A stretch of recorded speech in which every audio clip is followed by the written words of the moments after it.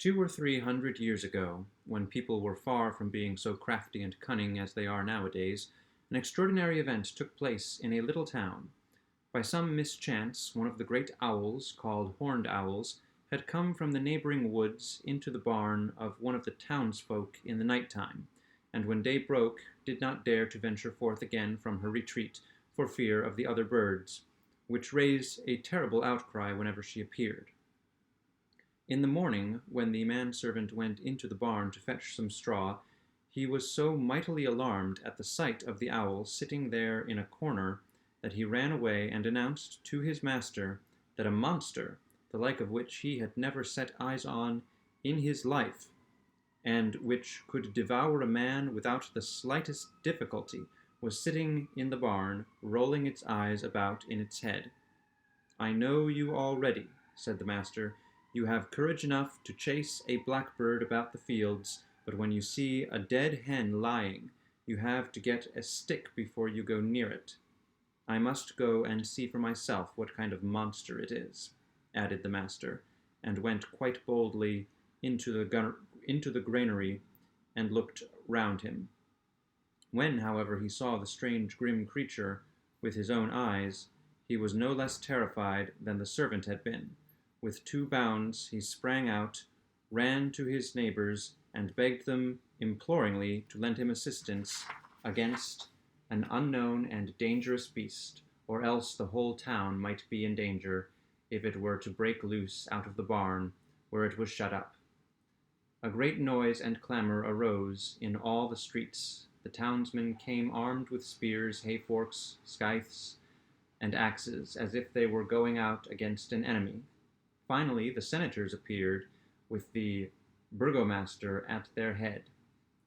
When they had drawn up in the marketplace, they marched to the barn and surrounded it on all sides. Thereupon one of the most courageous of them stepped forth and entered with his spear lowered, but came running out immediately afterwards with a shriek and as pale as death, and could not utter a single word.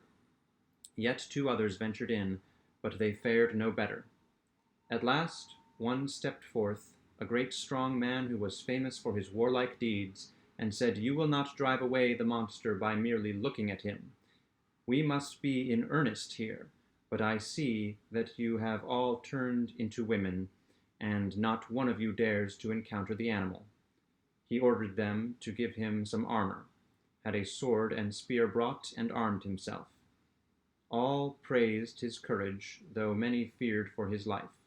The 2 barn doors were opened, and they saw the owl, which in the meantime had perched herself on the middle of a great crossbeam. He had a ladder brought, and when he raised it and made ready to climb up, they all cried out to him that he was to bear himself bravely, and commended him to St. George, who slew the dragon.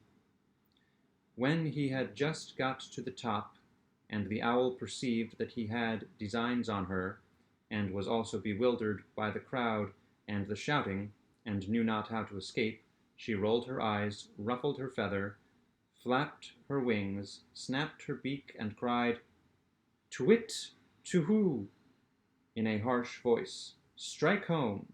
Strike home!" screamed the crowd outside to the valiant hero. "Anyone who was standing where I am standing," answered he, "would not cry 'strike home.'" He certainly did plant his foot 1 rung higher on the ladder, but then he began to tremble, and half fainting, went back again. And now there was no one left who dared to put himself in such danger. "The monster," said they, "has poisoned and mortally wounded the very strongest man among us by snapping at him and just breathing on him. Are we, too, to risk our lives?" They took counsel as to what they ought to do to prevent the whole town being destroyed. For a long time everything seemed to be of no use, but at length the burgomaster found an expedient.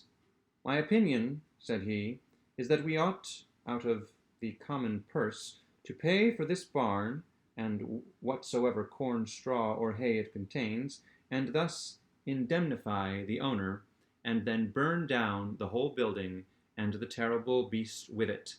Thus no one will have to endanger his life.